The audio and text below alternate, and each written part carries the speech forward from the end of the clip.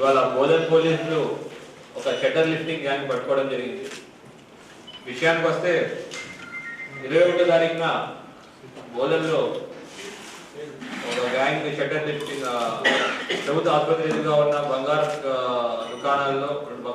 దుకాణాల్లో shutter lift చేసి దొంగతనం చేయడం జరిగింది. అయితే వీళ్ళ ఇవాళ ఆచన్పల్లి ఏరియాలో ఇవాళ ఆచన్పల్లి బైపాస్ రోడ్ లో పెట్రోలింగ్ చేస్తుంటే ఒక వెహికల్ అనుమానాస్పదంగా MH26CC89006 అనే వెహికల్లో కొంచెం లిక్కర్ కన్జ్యూమ్ చేసి అనుమానాస్పదంగా నలుగురు వస్తుంటే వాళ్ళని పట్టుకొని క్వశ్చన్ చేస్తే వాళ్ళు చైన్ స్నాచింగ్ గ్యాంగ్ లో భాగంగా భాగస్తులని చెప్పారు. పట్టుకున్న అక్యూజ్ల పేరు లక్ష్మణ్ సింగ్, ప్రేమ్ సింగ్. వీళ్ళిద్దరూ ఉమ్రి నాందేడ్ జిల్లా వాసులు. తర్వాత ఇవన్నీ కొన్న వాళ్ళు ఎవరంటే నయీం అనే అతను, లక్ష్మీకాంత్ అనే అతను. ఇద్దరు కూడా ఉమ్రి గ్రామం నాందేడు, ఇంకొతను మొత్కేడ్ గ్రామం వెలుగోడు నాందేడ్ జిల్లా వాసులు. ఇంకా ఇద్దరు అక్యూజ్లు అబ్స్కాండింగ్ లో ఉన్నారు. పేరు సాజా సింగ్, మొహమ్మద్ షేక్. విషయానికి వస్తే వీళ్ళు క్వశ్చన్ చేస్తే తెలిసింది ఏంటంటే వీళ్ళు ఒక చైన్ షట్టర్ లిఫ్టింగ్ గ్యాంగ్. వీళ్ళు ఇక్కడికి వచ్చి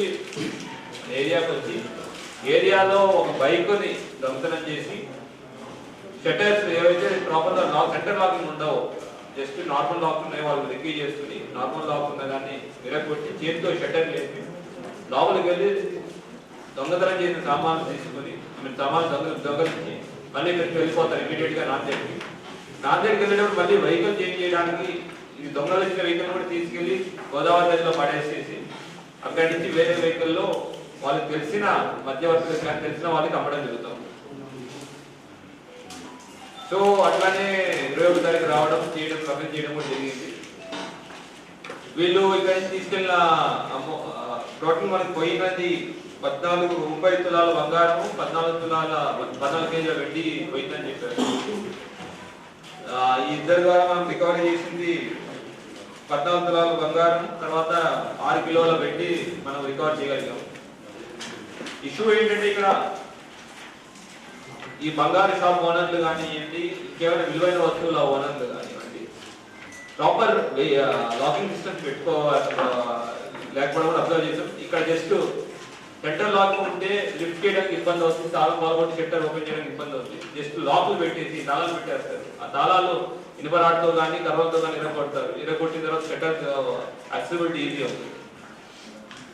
అండ్ ఇక్కడి నుంచి మళ్ళీ నాందేడ్ వెళ్ళిపోయి నాందేడ్లో ఇవన్నీ అమ్మడం అనేది జరుగుతాం. సో మన మీడియా మిత్రుల ద్వారా అందరికీ ఒక విజ్ఞప్తి, మన యొక్క ప్రాపర్టీ యొక్క సేఫ్టీ గురించి కూడా కొన్ని ప్రికాషన్స్ తీసుకోవాలి. సెంటర్ లాకింగ్ కానీ, తర్వాత అలామ్ ఉండే లాక్ పెట్టుకోవడం కానీ, ఎంత మనకి అమెజాన్లో 600కి 700కి అలామ్ ఉండడం, అట్లాంటి చిన్న మనం జాగ్రత్తలు తీసుకోవడం వల్ల దొంగలకి ఒక నెగిటివ్ ఉంటుంది.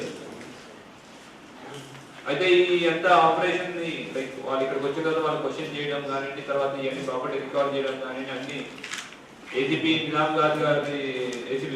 బోధన్ శ్రీనివాస్ గారి నేతృత్వంలో బోధన్ ఇన్స్పెక్టర్ వెంకటనారాయణ గారు, ఎస్ఐ మనోజ్, తర్వాత మిగతా స్టాఫ్ ఏఎస్ఐ బాబురావు గారు, కానిస్టేబుల్ రవి, మహేష్, సాయి కుమార్, అశోక్ చాలా కష్టపడి వాళ్ళ ఇంట్రాగేట్ చేయడం కానివ్వండి, తర్వాత పోయిన ప్రాపర్టీ రికవర్ చేయడం కానివ్వండి చేయడం జరిగింది.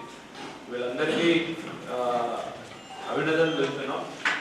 అట్లానే ఇప్పుడు సంక్రాంతి పండుగ కూడా వస్తూ ఉంది. మనం సంక్రాంతి పండుగ ఇంటికి వెళ్ళేటప్పుడు ఊరికి వెళ్ళేటప్పుడు ఈ ఇంపార్టెంట్ సామాన్లు ఏమైనా ఉంటే బ్యాంక్లో లాకర్లో పెట్టుకోవడమో లేదంటే ప్రాపర్ సేఫ్టీగా పెట్టుకోవడం చేయాలి. తర్వాత లోకల్ పోలీస్ స్టేషన్ కూడా ఇంటిమేషన్ ఇవ్వాలని కోరుకుంటాం. తర్వాత సంక్రాంతి పండుగలో చైనా మాంజా వాడడం నిషేధం.